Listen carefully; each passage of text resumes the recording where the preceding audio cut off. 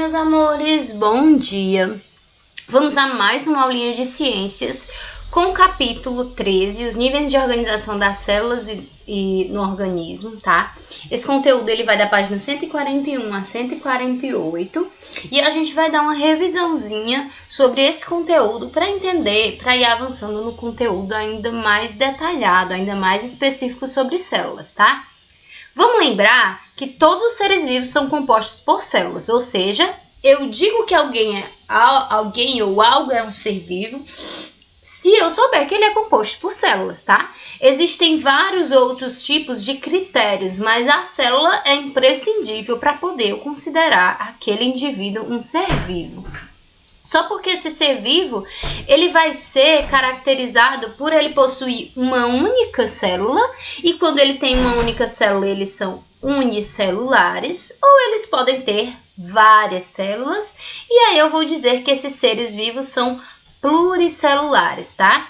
E quando esses seres eles são pluricelulares, eles realmente funcionam como um quebra-cabeças, em que as células ficam empilhadinhas uma sobre a outra, formando, tá? Compondo aquele ser vivo, como na imagenzinha que a Tia Ellen colocou aqui só para relembrar. Então, uma coisa importante a lembrar é que toda célula, ou praticamente todas as células, elas vão ser compostas por estrutura, tá? Elas vão obedecer a uma estrutura muito semelhante a um ovo. Vai ter a casquinha de fora, o citoplasma de dentro, que é a clara, e a gema vai ser o material genético. Shellen colocou aqui núcleo, mas é porque essa em específico tem um núcleo. Mas vamos lembrar que nem todas as células possuem núcleo, certo? Então, lembrando novamente, a partezinha externa que protege a célula é o que, Tia Ellen? Membrana, tá? Essa membrana, ela vai proteger essa célula e filtrar as coisas que podem ou não entrar dentro dessa célula. O citoplasma vai ser como se fosse um esqueleto da célula, só porque é um esqueleto gelatinoso, onde vai ficar os órgãos das células. Tia, as células têm órgãos? Sim, as células têm órgãos e a gente chama de organelas, tá? Porque são órgãos muito pequenininhos que vão fazer as funções daquela célula, certo? E por fim, a Tia Ellen colocou aqui o núcleo, mas é porque essa especificamente tem um núcleo, mas na realidade aqui é onde fica o material genético, que é onde aquela célula vai levar todas as informações, tá? A respeito daquele indivíduo ou daquele ser. Outra coisa importante para lembrar é que como é que eu sei, Tia Ellen, que o núcleo ele tá presinho ou ele tá solto? É porque todas as vezes que o núcleo estiver soltinho, eu tenho seres procariontes, certo? São procariontes, são seres primitivos, o núcleozinho fica lá solto, tem pouquíssimos organelas, ou seja, pouquíssimos órgãos realizando as funções daquele ser vivo. Geralmente ele apresenta uma cápsula que além da membrana vai apresentar uma cápsula aqui externa, que a gente vai chamar de parede celular, que é realmente como se fosse uma parede mais rígida. Para quê, Tia Ellen? Para proteger esse organismo, certo?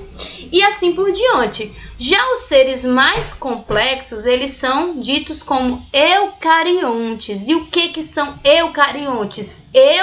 Eucarioteca, tá? Que é o nome dessa estruturazinha que protege o núcleo, certo? Ou seja, o núcleo ele vai estar protegido por uma outra camada que vai dar o quê? Vai dar proteção, ou seja, aquele ser mais complexo, aquele ser mais não mais importante, mas é um ser mais desenvolvido, mais evoluído, ou seja, ele vai precisar de uma estrutura mais definida, tá certo? E esses seres que têm um núcleozinho preso, eles podem ser tanto animal quanto vegetal. Diferença, Tia Ellen, dos animais e das vegetais. Bom, características gerais semelhantes. Membrana, citoplasma e núcleo, tá? Protegido por essa carioteca, essa camada que protege o núcleo. Mas a gente tem aqui uma pequena diferença, que é a presença aqui de cloroplastos, tá? Que são o pigmento verde da célula vegetal, a parede celular, ou seja, essa parede que vai proteger essa célula aqui, que é vegetal, já que ela absorve muita água para que ela realmente não exploda. E ela vai ter esse negocinho aqui chamado vacúolo, que é como se fosse uma bolsinha de ar, tá? Que fica lá dentro dessa célula, que é onde ele vai acumular a maior quantidade de água aqui dentro. Ou de outras substâncias que talvez mais na frente a gente vai ver, mas eu acredito que isso é conteúdo para mais na frente, os próximos anos, certo? Então, você sabia que existem células especializadas e cada conjunto dessas células dá origem a um tecido diferente? Vocês se lembram da organização dos seres vivos, que várias células juntinhas vão formar tecidos, tecidos empilhadinhos, um em cima do outro, vão dar origem a órgãos e assim sucessivamente? Vocês estão lembrados? Não?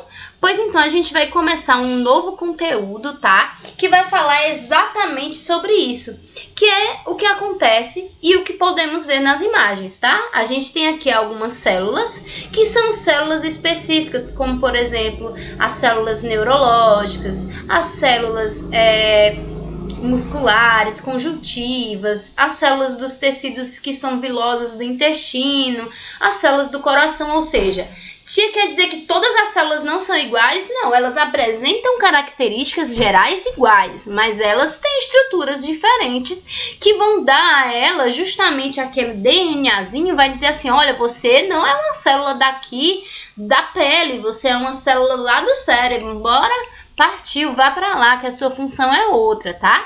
Então, cada célula vai ter uma característica e função, e cada célula, em conjunto com as demais células, vai dar origem a um órgão, tá ok? Tia, a célula do cérebro são somente células do cérebro, não tem mais nada? Não. Vai ter células aqui nervosas, vai ter células conjuntivas que vai unir os tecidos, vai ter células musculares que vai fazer os músculos do cérebro pulsar e assim por diante, tá? Mas assim, de novo, um conjunto de células vai dar origem a órgãos, tá? Mas elas possuem características específicas para cada órgão que ela vai atuar. Então, a classificação desses tecidos é feita de acordo com as funções de cada célula. Como a tia Ellen já falou, cada célula vai ter a sua função. Os principais tecidos que constituem o corpo dos animais são os tecidos conjuntivo, o epitelial, o muscular e o nervoso. E a gente vai ver as células que compõem cada um desses tecidos, tá? Especificamente dentro dos principais que a gente vai ver. E vamos dar início com... ele vai especificar aqui, a tia Ellen especificou aqui os 4 tipos de tecido para vocês verem como eles são diferentinhos, tá? Conjuntivo, ele tem a função de unir, o epitelial, ele vai formar tecidos mais, como que eu posso dizer, mais como um lençol que vai cobrir os órgãos, tá? O tecido muscular, ele tem função de movimento, e o tecido nervoso é aquele que vai passar as informações ao seu corpo de como é que esse órgão ele vai atuar. Por exemplo, você recebe informações do seu cérebro e através das células nervosas ele vai enviar, por exemplo, o coração bate.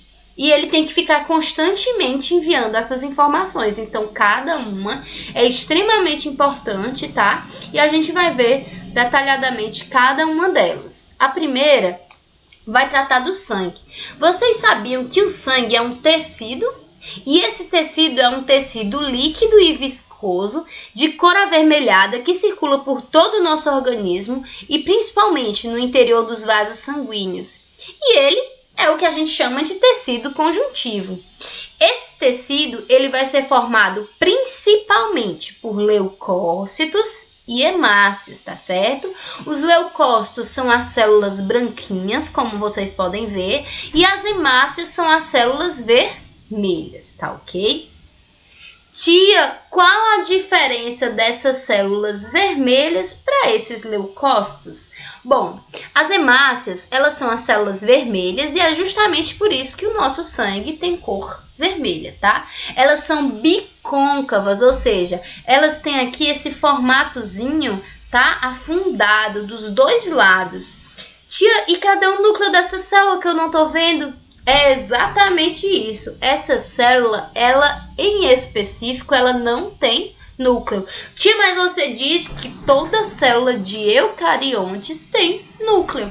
Sim, é verdade. A origem dessa célula, ela apresenta núcleo. Só porque para ela ter o poder de transportar os gases do nosso corpo, principalmente oxigênio e gás carbônico, ela ao longo do seu desenvolvimento, ela perde esse núcleo. Esse buraquinho aqui vai ser justamente onde vai encaixar aqui, ó. Essa bolinha azul vai encaixar gases, tá? E é através da corrente sanguínea que esses gases vão ser levados para o nosso corpo. Cada milímetro, ou seja, uma mínima gotinha de sangue pode chegar a ter pelo menos 5,2 bilhões de hemácias, ou seja, naquela gotinha de sangue você tem 5,2 bilhões de células.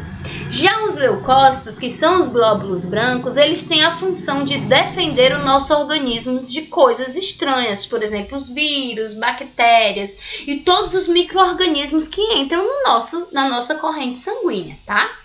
A quantidade de plaquetas, que é justamente esses glóbulos brancos, eles podem aumentar conforme a necessidade do organismo de se defender, claro.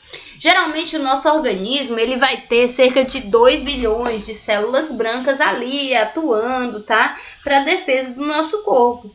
Só porque o que acontece? Às vezes acontece que você tá doentinho. E aí quando você tá doentinho, essa célula ela vai fazer o quê? Ela vai se multiplicar. Tá? Então ela pode chegar a esse número exorbitante, mas geralmente ela só tem 300 milhões de células brancas. É o normal, tá? Ok? Do nosso corpo. Se, por exemplo, tia Eren, eu tenho mais células brancas do que células de hemácia, é justamente quando a gente tem alguém com anemia, e essa anemia, essa quantidade de células brancas pode ser tão grande que você pode, inclusive, desenvolver uma leucemia, que que as pessoas mais velhas dizem, o sangue virou água. Então é porque realmente a quantidade de células brancas é superior que a quantidade de células vermelhas, e aí o seu sangue vai ficando mais sem o poder de transportar oxigênio, sem o poder de defesa, e aí um problemão, tá? O nosso corpo tem que estar em equilíbrio. Então, além das hemácias e dos leucócitos, o sangue ainda ele é composto por 90% de água, tá? Só porque essa água a gente chama de plasma. Por que, tia Ellen, que não é água, simplesmente água? É porque lá nesse plasma vão ter plaquetas, que vão ser responsáveis pela coagulação do sangue. E o que é coagulação do sangue? Tem lá um cortinho na minha mão. E aí o que acontece? Ele vai coagular, que é formar tecido de realmente cicatrizar, unir esse tecido para cicatrizar as minhas células, tá? Então, quais são as funções desempenhadas pelo sangue? Ellen já disse, ele vai transportar gases, que é o oxigênio e o gás carbônico. Ele vai transportar também os nutrientes que eu consumo do meu corpo, é através justamente do meu sangue, que vai sair do meu intestino, vai jogar para o meu sangue e ele vai levar não só os nutrientes, como os hormônios. Ele vai transportar resíduos através das células, tá? E do órgãos, por exemplo, seu sangue ele é filtrado e você joga tudo aquela água que você não precisa para a urina, como? Através do sangue, tá? Ele vai transportar plaquetas para coagulação sanguínea, que a tia Ellen já falou, mas a gente vai especificar mais ainda. Ele é responsável pela regulação térmica, que é o quê? Manter a sua temperatura em equilíbrio. Em um determinado momento o seu pezinho está muito gelado. Como é que o seu pé não congela? Porque toda hora está descendo sangue quentinho do restante do seu corpo e aquele sanguinho frio está subindo. Então ele vai manter a sua temperatura em equilíbrio. Ele vai transportar os leucócitos, que são as células brancas de defesa, e enfim, ele vai realizar a manutenção do meio interno, ou seja, se ele mantém todas essas funções aqui em equilíbrio, ele está fazendo com que o nosso corpo também internamente esteja em equilíbrio.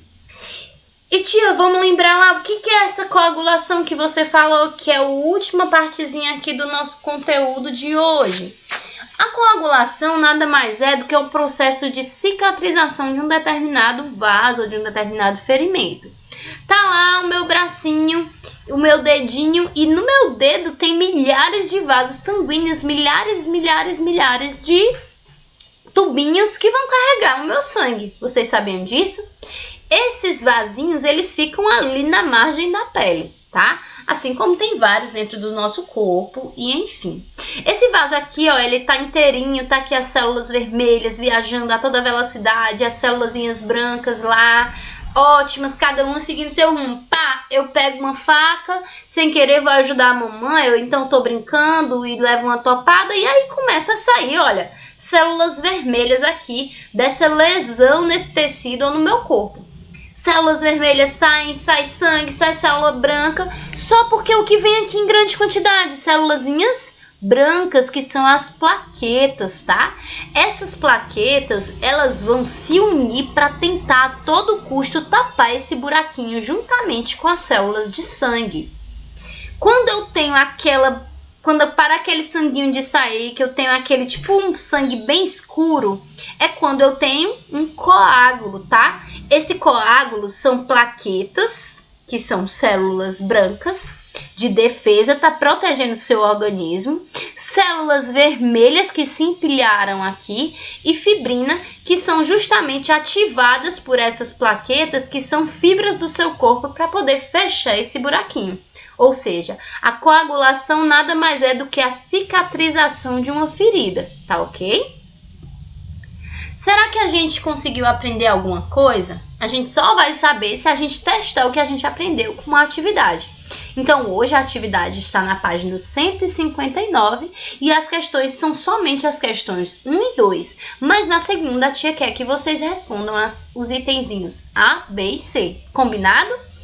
Então, a tia Ellen agradece pela atenção e fica esperando a atividade no privado.